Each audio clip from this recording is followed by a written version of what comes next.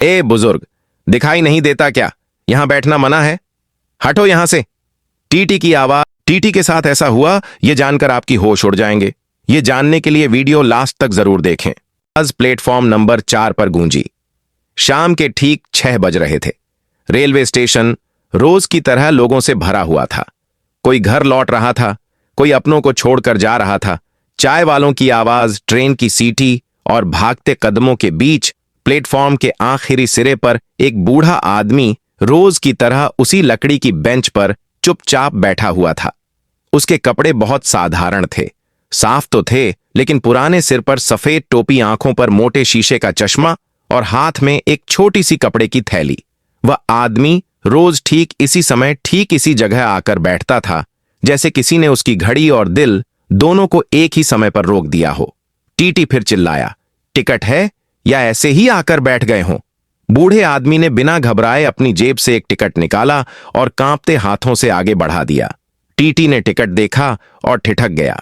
वह टिकट आज का नहीं था, कल का नहीं था, बल्कि 15 साल पुरानी तारीख का था।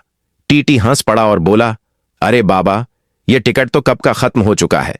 बूढ़े आदमी ने कोई जवाब नहीं दिया, बस हल्की सी मुस्कान दी और सामने खाली ट्रैक की तरफ देखने लगा, जैसे किसी के आने की खबर उसे सिर्फ उसी ट्रैक से मिलनी हो। स्टेशन के कर्मचारी उसे रोज देखते थे। कोई उसे पागल कहता, कोई बेवकूफ, कोई कहता रोज यही नाटक करता है।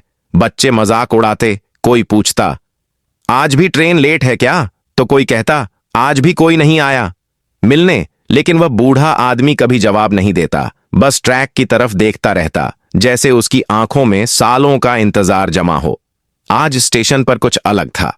पुलिस ज्यादा थी। स्टेशन मास्टर खुद प्लेटफॉर्म पर खड़े थे। वजह यह थी कि आज सेना के एक बड़े ब्रिगेडियर शहर में आने वाले थे। तभी पुलिस वाले ने उस बूढ़े आदमी से कहा, बाबा, आज यहां मत बैठो, वीआईपी मूवमेंट है। बूढ़े आदमी ने पहली बार सिर उठाकर पुलिस वाले को देखा और बहुत शांति से बोला, बेटा, आज तो मैं यहीं बैठूंगा, क्योंकि आज मेरा बेटा आने वाला है। पुलिस वाला कुछ कह पाता, उससे पहले दूर से सेना की गाड़ी का सायरन सुनाई दिया। Brigadier R K. मल्होत्रा अपनी वर्दी में प्लेटफॉर्म पर उतरे। स्टेशन मास्टर ने सैल्यूट किया। रास्ता खाली कराया गया। तभी एक जवान ने देखा कि वह बूढ़ा आदमी अब भी वहीं खड़ा है। जवान ने आगे बढ़कर कहा, बाबा हट जाइए। लेकिन तभी उस बूढ़े आदमी ने अपनी टोपी ठीक की, सीना थोड़ा फैलाया और जैसे ही ब्रिगेडियर उसके सामने से गुजरे, उसने कांपते हाथों से एकदम सटीक सैल्यूट मारा। वह सैल्यूट कमजोर नहीं था, वह सैल्यूट वैसा ही था जैसा परेड ग्राउंड में सिखाया जाता है। ब्रिगेडियर मल्होत्रा अचानक रुक गए। उन्होंने पलटकर उस बूढ़े आदमी को देखा। उसकी आंखों में कुछ ऐसा था जो उन्होंने बहुत साल पहले देखा था। उन्होंने गाड़ी रुकवाई और भारी आवाज में पूछा, नाम? बूढ़े आदमी ने कहा, हवलदार अर्जुन प्रसाद, यूनिट पूछी गई। उसने जवाब दिया, 18 गढ़वाल राइफल्स। ब्रिगेडियर के चेहरे का रंग बदल गया। फाइल मंगवाई गई और जब नाम पढ़ा गया तो लिखा था, हवलदार अर्जुन प्रसाद, शहीद घोषित तारीख 12 जून 2008। ब्रिगेडियर ने कांपती आवाज में पूछा, तुम जिंदा हो तो यहां क्यों हो? बूढ़े आदमी की आंखें भर आईं। उसने कहा, सर, मेरा बेटा उसी दिन ट्रेन से घर आने वाला था। मैं रोज उसे लेने आता हूं। उसका बेटा भी उसी यूनिट में था, उसी ऑपरेशन में।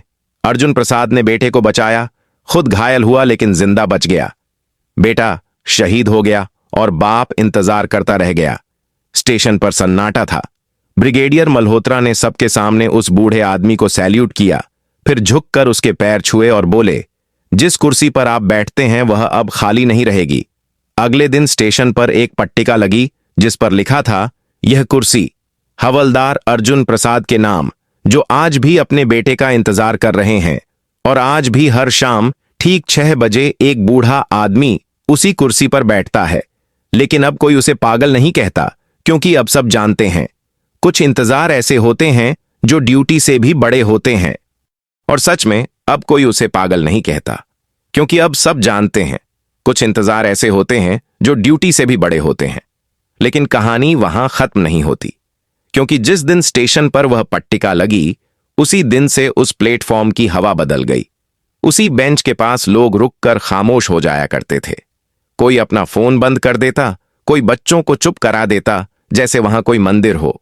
और उसी शाम ठीक 6 बजे जब हवलदार अर्जुन प्रसाद फिर से आए तो पहली बार उन्होंने देखा कि वह कुर्सी खाली नहीं थी।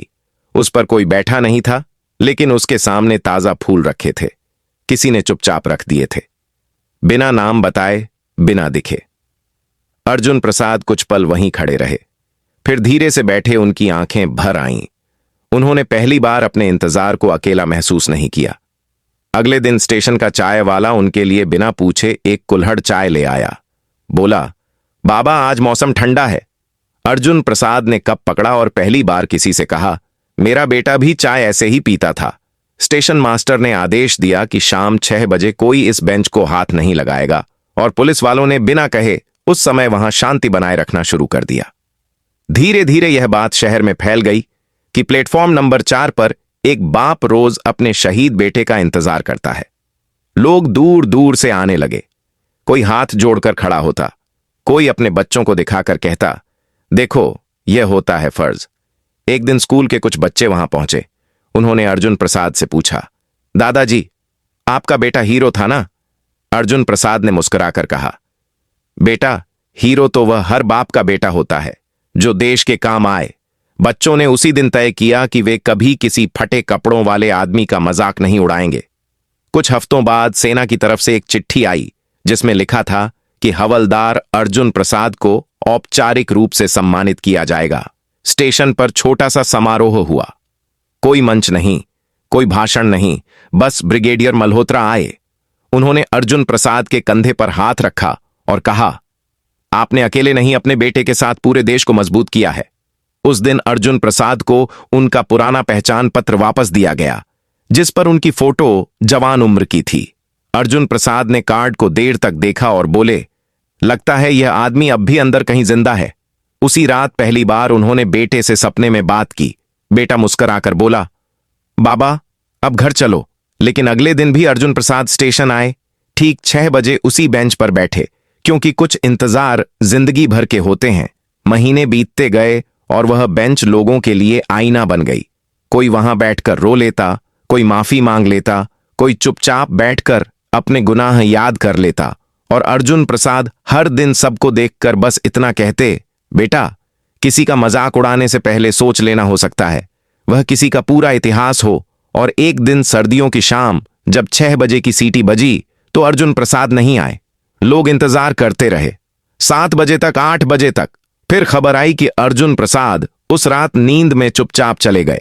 उनके चेहरे पर वही शांति थी जैसे बरसों का इंतजार पूरा हो गया हो। अगले दिन स्टेशन पर वही बेंच फूलों से भर गई और पट्टिका के नीचे एक नई लाइन जोड़ी गई जिस पर लिखा था, यहां सिर्फ एक बाप नहीं बैठता था, यहां इंसानियत बैठती थी। और आज भी अगर आप उस स्टेशन पर जाएं और शाम 6 बजे प्लेटफॉर्म नंबर 4 पर खड़े हों तो लगेगा जैसे कोई अभी आएगा, कोई अब भी इंतजार में है। क्योंकि कुछ कहानियां लोगों के जाने के बाद शुरू होती हैं और कुछ इंतजार कभी खत्म नहीं होते।